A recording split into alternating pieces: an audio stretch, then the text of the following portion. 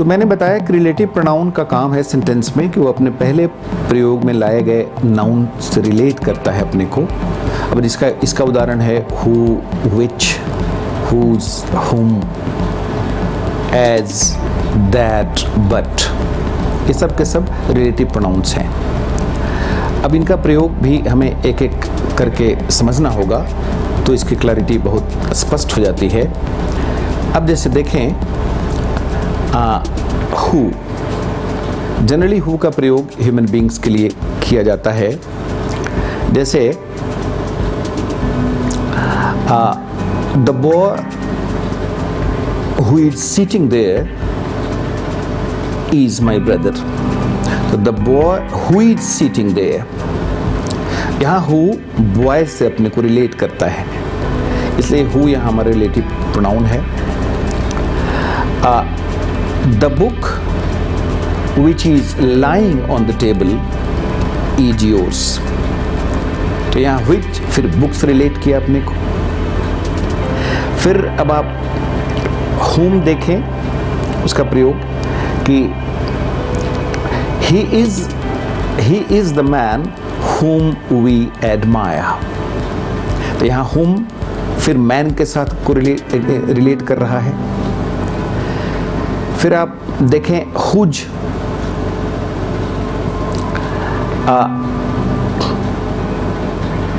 This is a man whose identification is not known to anyone। whose identification, तो whose फिर यह man से relate किया अपने को। तो हमने देखा कि हु हो, व्हिच हो, हुज हो, हुम हो, ये सब के सब रिलेटिव प्रोनाउन की तरह बिहेव कर रहे हैं। इसलिए फिर ये इंट्रोगेटिव प्रोनाउन में इसमें से कुछ ऐसे प्रोनाउन आएंगे, फिर उनका यूज़ अलग हो जाएगा और दोनों के यूज़ को अलग अलग देखने की ज़रूरत है। फिर अब जैसे हमारा एक है एज, ये भी रिलेटिव प्रोनाउन है। अब इसको देखें आप, इसका प्रयोग कि he is such a person as I expected। तो he is such a person, फिर as यहाँ person से रिलेट करता है अपने को, as हमारा यहाँ रिलेटिव प्रोनाउन है। फिर आप देखें that,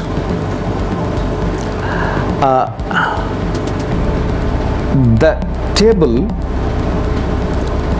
that stands there, the table that stands there is mine।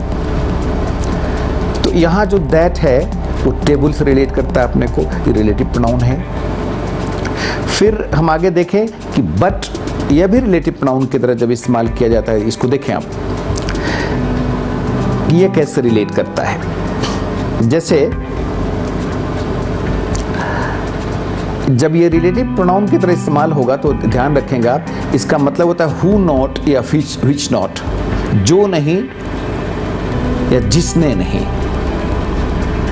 Who not या विच नॉट, हिंदी में अगर मीनिंग इसको समझने की कोशिश करेंगे तो अर्थ देगा ये जो नहीं या जिसने नहीं। अब जैसे एक सेंटेंस देखिए कि there was no one but appreciated me. तो बट एप्रिसिएटेड का मतलब होता है हु डिडंट एप्रिसिएट। जो मैंने बताया है कि बट का जब प्रयोग करेंगे रिलेटिव प्रोनाउन की तरह तो इसकी मीनिंग ही होती है हु नॉट या विच नॉट, जो नहीं या जिसने नहीं। अब there was no one but appreciated me का मतलब हुआ कि there was no one who didn't appreciate me. तो बट को जब हम रिलेटिव प्रोनाउन की तरह प्रयोग करेंगे तो इसको ऐसे ही इस्तेमाल करेंगे।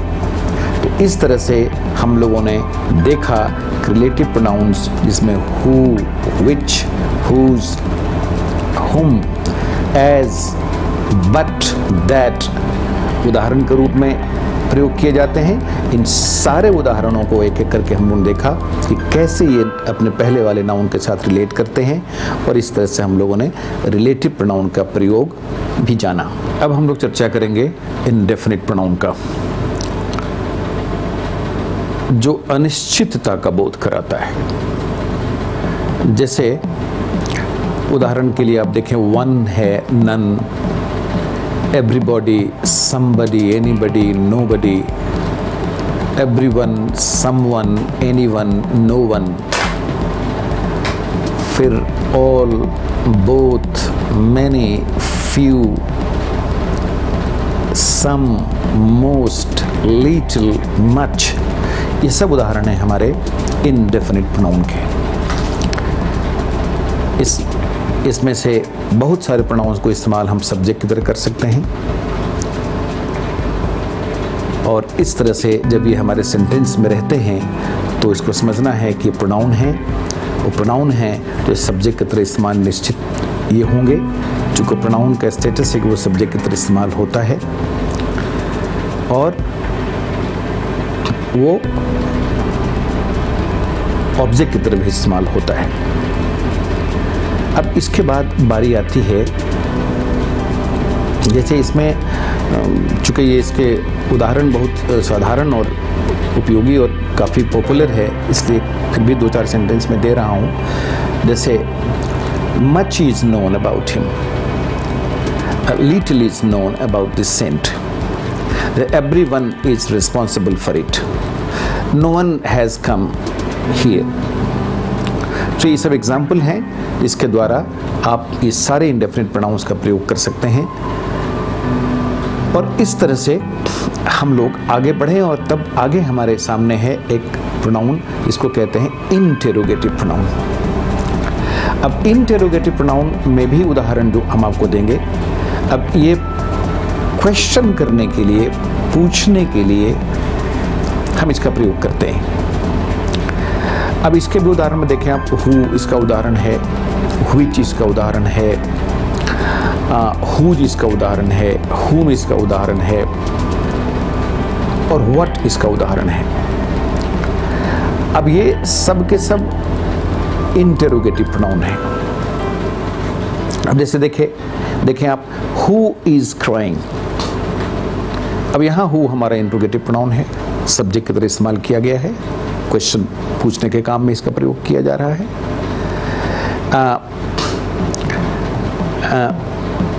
Which of these books do you like? तो which of these books, तो which जो है ये प्रयोग हुआ है फिर यहाँ प्रोनाउन की तरह। Whom have you invited? यहाँ whom इंट्रोगेटिव प्रोनाउन है, सब्जेक्ट की तरह इस्तेमाल हुआ है यहाँ। फिर हम देखें, whose is this car? Whose is this house? तो यहाँ whose हमारा इंट्रोगेटिव प्रोनाउन है। What has happened? यहाँ भी what हमारा बिहेव कर रहा है इंट्रोगेटिव प्रोनाउन की तरह। तो एक ही शब्द अलग अलग वाक्यों में अलग अलग तरह से प्रयोग किए जाते हैं, तो हमें ये देखना है कि यह शब्द जो यहाँ इस्तेमाल हुआ है, इस शब्द का स्टेटस, ग्रामेटिकल स्टेटस क्या है, और उस तरह से जो ग्रामेटिकली इसके लिए ऑलरेडी फिक्स्ड पोजीशन है वाक्य में, वहाँ यह है कि नहीं, और अगर यह नहीं है तो वो एरर है सेंटेंस में, अगर है तो सही है। तो एक ही शब्द हु हमने देखा वो रिलेटिव प्रोनाउन भी है, हु यहाँ हमारा इंट्रोगेटिव प्रोनाउन भी है, इस्तेमाल में फ़र्क है। यहाँ ये रिलेट नहीं कर रहा है और वहाँ कोई भी प्रोनाउन ऐसा नहीं था जो रिलेट न कर रहा हो। तो वही हु जब रिलेट करने का काम करे तो रिलेटिव प्रोनाउन है, वही हु जब क्वेश्चन करने का काम करे तो ये इंट्रोगेटिव प्रोनाउन है। इस बारीकी को तमाम अंग्रेजी सीखने वाले को समझने की कोशिश करनी चाहिए, और इसको जब जैसे जैसे समझते जाएंगे आप बहुत कंफर्टेबल जोन में अपने को पाएंगे। तो लिखना, बोलना और एग्जामिनेशन, इस सब के सब आपके हाथ में होगा।